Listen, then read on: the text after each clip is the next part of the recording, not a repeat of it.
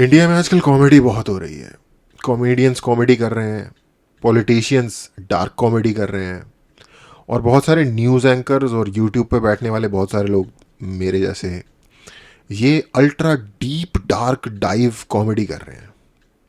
सब कुछ कॉमेडो कॉमेडी हुआ हुआ है। तो ऐसे में भी कुछ कॉमेडियंस का कहना है कि कॉमेडी के लिए सही मौसम नहीं बन रहा। बताओ क्या बात है।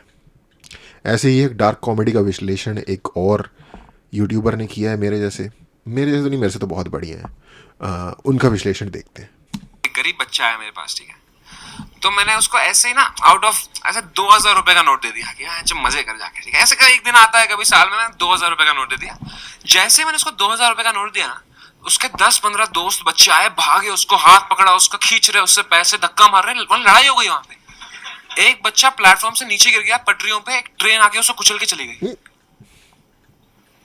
जो 2,000 रुपए मेरे वसूल हुए ना यार,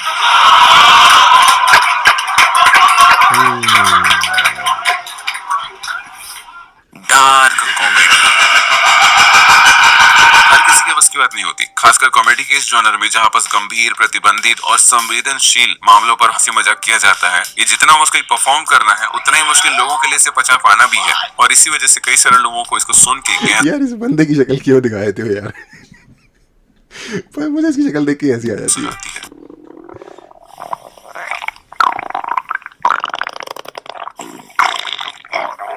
और अगर ऑडियंस को बुरा लग रहा है तो कॉमेडियन के भी तो लगेंगे ना जी। हाँ, हो गई गलती मुझसे, मैं जानता हूँ।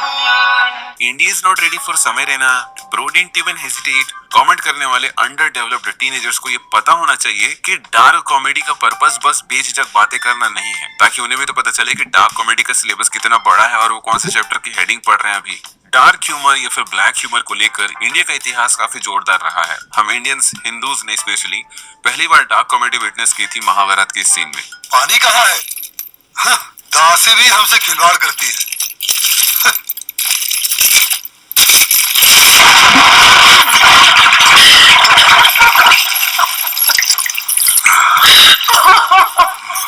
अंधे का पुत्र अंधा।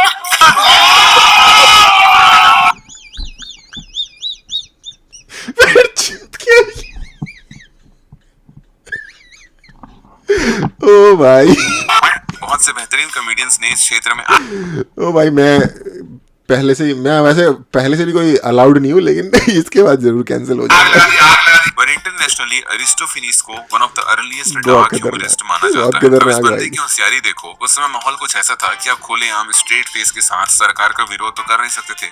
वेल, अभी भी नहीं कर सकते। तो ये political corruption, gender differences, Wars, सब के ऊपर मजाक बनाता था, नाटक रच के, जिन्हें लाइसेंस त्राता कहा जाता है। आज भी इस तरह के प्लेस होते हैं और उस समय ये सबसे बेस्ट टाइम पास लोगों का। डार्क ह्यूमर ने कई सारे ट्विस्ट एंड टर्न्स लिए, टीवी शोज, फिल्म्स के साथ साथ almost her source of entertainment में ये पेनिट्रेट कर गया। और इसी वजह से आज हर दूसरे इंसान के अंदर एक dark comedian. Stand up comedy में डेथ, पॉलिटिक्स, रिलीजन जैसे टॉपिक्स को लाने का सारा श्रेय जाता है जॉर्ज कार्लिन और रिचर्ड प्रायर को। पर जैसा आप देख सकते हैं, जिस तरह की कॉमेडी जॉर्ज कार्लिन और रिचर्ड प्रायर करते हैं, इंडिया में वैसा कुछ आज फिलहाल कर पाना नियरली इम्पॉसिबल है। इवन जुतिया दिए जाओगे वे। तो it's very important to make an environment जहां कॉमेडियंस को आजादी हो कुछ भी कहने की। उन्हें इनफ स्पेस दिया जाना चाहिए ताकि उस समाज के ऊपर एक लाइट ह्यूमर का प्रकाश डाल सके, खासकर जब बात हो वैसे अमेरिकन सोसाइटी को दुनिया इतनी गालियां देती है, स्पेशली लेफ्ट उनको इतनी गालियां देता है, उनको कहता है तुम पूरी दुनिया में जो जितनी भी प्रॉब्लम्स है उनकी जड़ हो।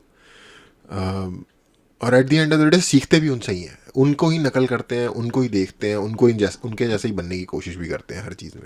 ह्यूमर की इस जॉनर की स्पेशलिटी यही है कि तुम्हें ये अलग पर्सपेक्टिव देता है सिचुएशंस को देखने के लिए। फॉर एग्जांपल, डेथ या किसी की मौत बहुत सीरियस सिचुएशन है और तुम किसी की मौत पर हंस नहीं सकते अनटिल तुम्हें उसका एक अलग ही पर्सपेक्टिव दिखाया जाए। जैसे तुम्हें पता है एक औरत और चूहे में क्या फर्क है? चूहे को पता है कि औरत मेरे को फांसने के लिए टमाटर में जहर मिलाई है, पर बेचारी उस औरत को ये बात नहीं पता और वो भूल गई, इसलिए वो मैगी में उसी टमाटर को डाल के खा गई और इस तरीके से एक चूहे की जान बच गई और मोहल्ले का एवरेज IQ भी नहीं गिरा। Well, it was a real accident जो मुंबई में हुआ था। हो सकता है मेरे घटिया जोक की वजह से तुम्हें ये बात समझ ना आई हो, इसलिए मैं भी वही सोच रहा हंसना था क्या? मैं तुम्हें एक और एग्जांपल दिखाता हूँ फ्रॉम मुनव्वर फारूकीज लेजेंडरी एपिसोड। अब अगर मुझे स्टोरी सुना रहा है तो मेरा भी सेम रिएक्शन था कि अब अगर कुछ भी, मतलब कुछ भी, कुत्ता उठा के कौन मारता है?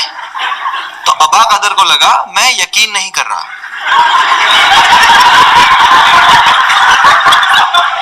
भाई साहब, जिस सरकारी स्कूल में मैं पढ़ा हूँ ना, उस सरकारी स्कूल में आओ, आपको ऐसे बच्चे मिलेंगे जो जो बच्चा उठा के कुत्ते पे मार दे। तो वो कुत्ता वहां खड़ा होता, वो बेचारी कुत्ता वहीं खड़ा रहता है। अबा कदर ने कुत्ता उठा के मेरे को डेमो दिखाया, बोले देख यूं यूं, वो कुत्ता भी आया।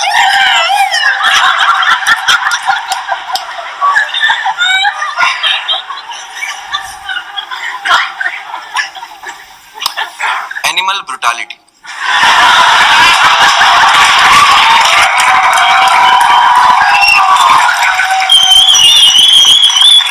भाई जब हम लोग स्कूल में थे यार, मतलब मैंने 2008 में 12वीं पास की है, और 2008 के पहले तो डेफिनेटली भाई, मैं सरकारी स्कूल से पढ़ा हूँ, जिसको जिसको नहीं पता, जिसको इंटरेस्ट है उसके लिए बता देता हूँ। अपने ऑलमोस्ट सारी की सारी स्कूल की पढ़ाई एक्सेप्ट लास्ट 1 ईयर को छोड़ के, तो सरकारी स्कूल के बच्चे ना यार, आपने जंगली जानवर देखे, जंगली जानवरों को लग जाए कि ये कौन से जंगली, उनके हिसाब से अगर कोई जंगली कैटेगरी है ना, वो होते हैं सरकारी स्कूल के बच्चे। अब कुत्ते को फेंकना तो कोई बात ही नहीं थी उनके लिए यार, वो तो बच्चों को फेंक देते थे दीवार से नीचे भाई, स्कूल टपाने के लिए, बस कोई मस्ती के लिए, बिना किसी इंपॉर्टेंट रीजन के। लेकिन जो असली मजा है ना डार्क कॉमेडी का, वो निकल कर आता है पॉलिटिक्स में। कास्ट का एक और प्रैक्टिकल एप्लीकेशन जो मैंने उसको नहीं बताया, वो है जो इस समय हम जी रहे हैं, जिसके ठीक बीच में हम हैं, इंडियन इलेक्शंस। कास्ट निकाल दो इलेक्शन में से, लोग परेशान हो जाएंगे, वोट किसको देना, काम पे वोट देना है। एग्जैक्टली। अब देखो, ये फुली लेफ्ट के व्यक्ति हैं, ठीक है, एटलीस्ट लिबरल लेफ्ट कहा जाएगा इनको, राइट? इनके सारे प्रोग्राम सब कुछ देख लो उधर ही बेस्ड है, ठीक है। अब मैं अपने आप को फुल कहता हूँ भाई, मुझे आरएसएस पसंद है, मुझे बीजेपी भी आज के सिचुएशन के हिसाब से पसंद है, ठीक है, तो मुझे कंसीडर किया जाएगा राइट में। हम दोनों एक ही बात पे एग्री करते हैं 100% कि कास्ट का सिर्फ एक इस्तेमाल हमारे देश में होता है एक दूसरे को, जो समाज में जो चूतियापा हो रहा है उसके अलावा, इलेक्शन के दौरान, ठीक है। अगर सिर्फ लोग अपने वोट के पीछे से कास्ट की मोटिवेशन हटा दें तो नेता लोग यूज नहीं कर पाएंगे, ये हो ही जाएगा इररिलेवेंट समाज से। कई मैं क्या देख रहा था अभी, कुछ कल परसों में कुछ देख रहा था, जिसके देखने के बाद मैं सोच रहा था कि यार हिंदुस्तान में मतलब कैसे कैसे पॉडकास्ट वगैरह के ऊपर, हाँ मेरा एक और चैनल है जिसमें ना मैं कॉमेडी स्किट्स नहीं, कॉमेडी मोनोलॉग्स डालता हूँ, जिसपे मैं, जिसको कि मैंने शुरू किया था, शुरू करने की एकमात्र वजह थी कि मैं पॉडकास्ट में होने वाले चूतियापा को देख के, मतलब इतना भर के थोक में चूतियापा आ रहा है पॉडकास्ट के थ्रू, वो देख के मेरे से कंट्रोल नहीं होता था। और फाइनली मैंने कहा नहीं यार, इस पर तो बात करनी पड़ेगी। अब मुझे जो अपना ये वाला चैनल है, इस पे वो वाला फॉर्मेट लगा नहीं, क्योंकि ज़्यादातर रिएक्शन के बेस पे होता है ये वाला, इस चैनल की वीडियोस। तो मेरा एक और चैनल था जिसपे कि कुछ भी चल नहीं रहा था, काफ़ी पहले मैंने उसे यूज़ किया था, तो उस पर मैंने वो वाले मोनोलॉग्स डालने शुरू कर दिए। और मैंने कम से कम इस एक इशू पे, जो पॉडकास्ट के में जो चुतियापे सुनने को मिलते हैं, जबकि मैं पॉडकास्ट नहीं देखता इतने ज़्यादा, स्पेशली रणवीर शो टाइप के माइंड ब्लोइंग नॉलेज वाले पॉडकास्ट तो मैं देख ही नहीं पाता, क्योंकि मेरा दिमाग जो है वो उतना तगड़ा है नहीं कि उतने तगड़े माइंड ब्लोइंग फैक्ट्स को मैं झेल पाऊँ। तो मैं नहीं देखता। जो कुछ थोड़ा इधर उधर छोटी कॉमेडी में, ये छोटी कॉमेडी कह रहा हूँ, छोटी वीडियो शॉर्ट्स की जो होती है कॉमेडी, उनमें या इधर उधर देखने को मिल जाता है, उसके ही बेस पे मेरा पूरा का पूरा थॉट है पॉडकास्ट के बारे में। और फिर भी कम से कम 10-15 मोनोलॉग्स मैंने सिर्फ जस्ट पॉडकास्ट के ऊपर, उस चैनल के ऊपर अपलोड किए हुए होंगे।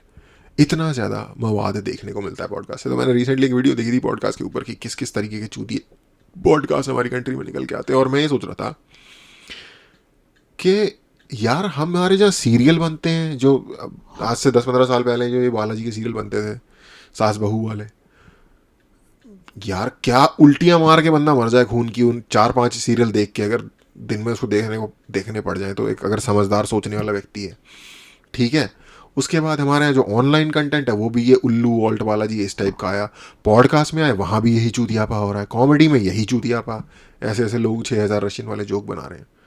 तो मैं सोच रहा था कि यार हमारी ये पूरी की पूरी क्रिएटिव कम्युनिटी हमारी कंट्री ने क्या मतलब कौन सी लाइक सस्ती गैस पी हुई है कि उनके अंदर से ये तरीके के प्रोडक्ट निकल के आते हैं, चाहे हम जिस भी जॉनरा में घुस जाएं। और फिर सेकेंडरी थॉट मुझे आया कि भाई हमारे यहाँ की जनता ही चूतिया है, उसको देखना ही गंदा है।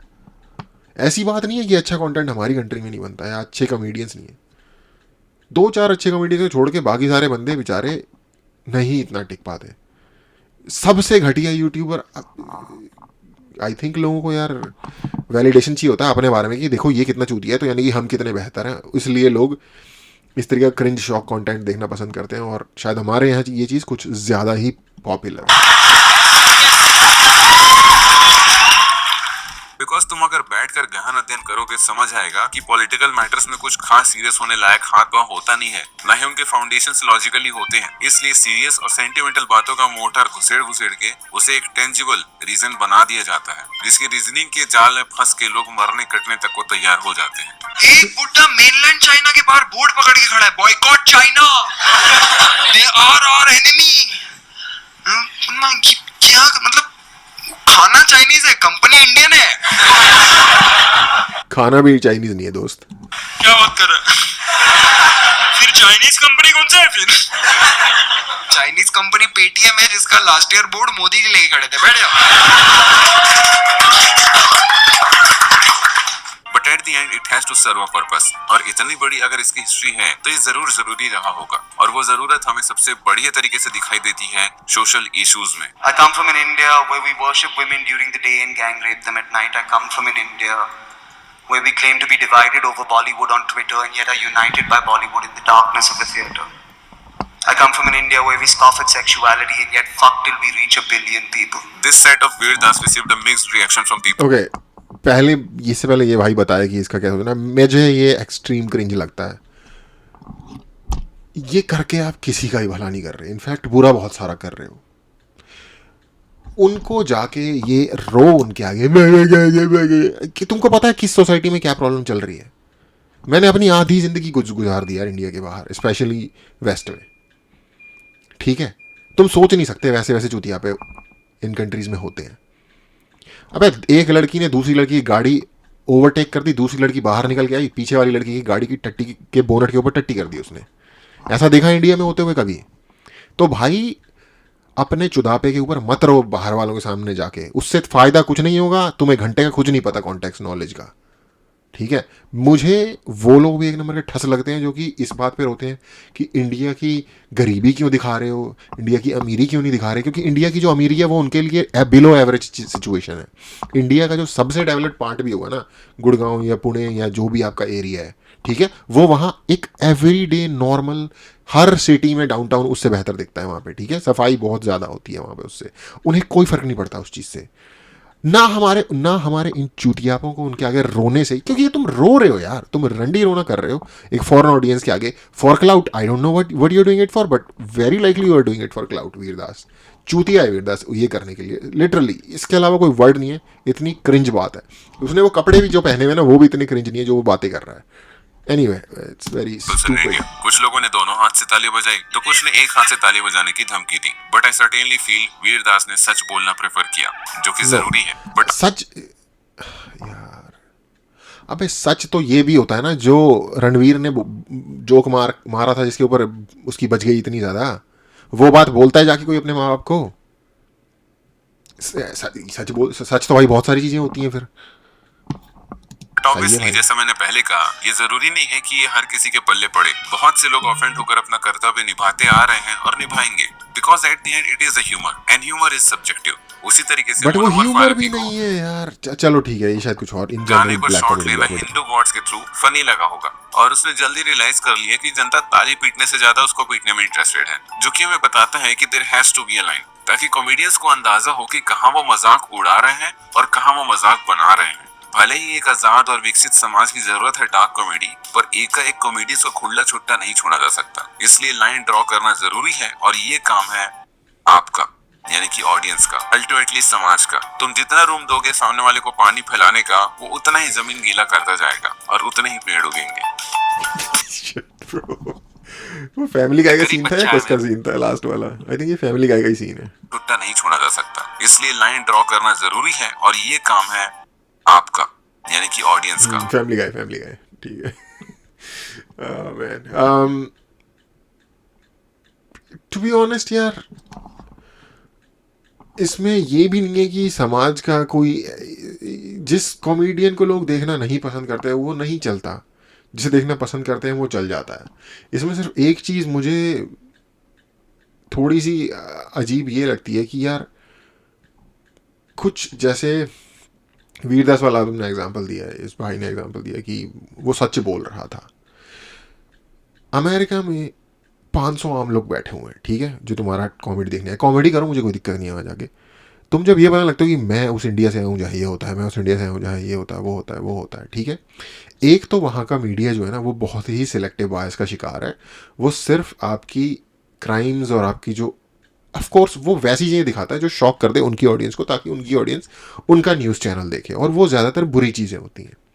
और टू बी ऑनेस्ट यार, आई थिंक जानबूझ के शायद तुम भी यही कर रहे हो, अगर तुम उनकी ऑडियंस को जाके यही चीज़ें बता रहे हो, क्योंकि तुमको क्या लगता है वहाँ के एक आम आदमी, तुम ये इंडिया में भी बोल रहे होते तो भी समझ आता, वहाँ के एक आम आदमी का इन सारी चीज़ों से जो इंडिया में हो रही है उससे क्या मतलब है। अगर एक अमेरिकन आके इंडिया में, इंडिया की पब्लिक क्या रोने लग जाता है कि यार हमारे स्टेट्स में ना जो अबॉर्शन की जो फैसिलिटीज़ हैं या वुमेन की जो सेफ्टी की जो फैसिलिटीज़ हैं वो सरकार हटा रही है, हम क्या उखाड़ लेंगे उसमें ना। और ना वो बोलते हैं, कभी किसी कॉमेडियन को इंडिया में आके ऐसी बातें करते देखा है जो अमेरिकन हो या किसी भी और कंट्री का हो, रशियन हो, जापानीज़ हो, कुछ भी हो? नहीं, क्योंकि इसका कोई सेंस नहीं बनता, स्टूपिड क्रिंज स्टफ है, ठीक है। तो अगेन भाई ने बिल्कुल एंड में कही कि आपको लाइन खींचनी पड़ेगी, आपको क्या सही लगता है, आपको क्या गलत लगता है। वीरदास वाला मुझे एब्सोल्यूट चूतियापा लगता है, ठीक है। उसके अलावा इंडिया के जितने भी कॉमेडियन जो बोल रहे थे, किसी ने रिलीजन के बारे में बोला, किसी ने कुछ बोला, मुझे लगता है कि अगर एक ऐसा वक्त आ गया जिसमें रिलीजन के बारे में जोक करना हो जाएगा अलाउड, हर रिलीजन के बारे में, तो आई थिंक फिर ये चीज़ नहीं रहेगी।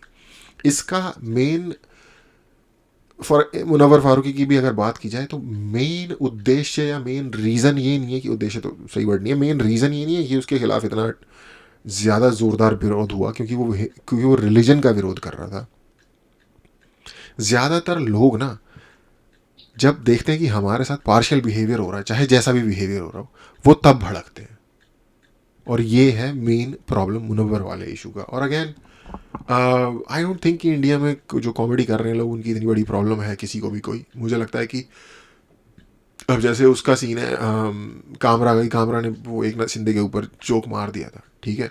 हाँ, उस तरीके के अगर तुम ओवर्टली किसी स्पेशल इंडिविजुअल के बारे में बात करोगे तो हो सकता है अमेरिका में भी तुम्हारे ऊपर भाई मानहानि का दावा हो जाएगा, ये तो किसी भी देश में हो सकता है। और वो जो यहाँ पे तो तुम तमिलनाडु भाग गए और बच गए, ठीक है, या मूव हो गए, चलो बच गए, बाद में मामला ठंडा हो जाएगा, वापस आ जाओगे।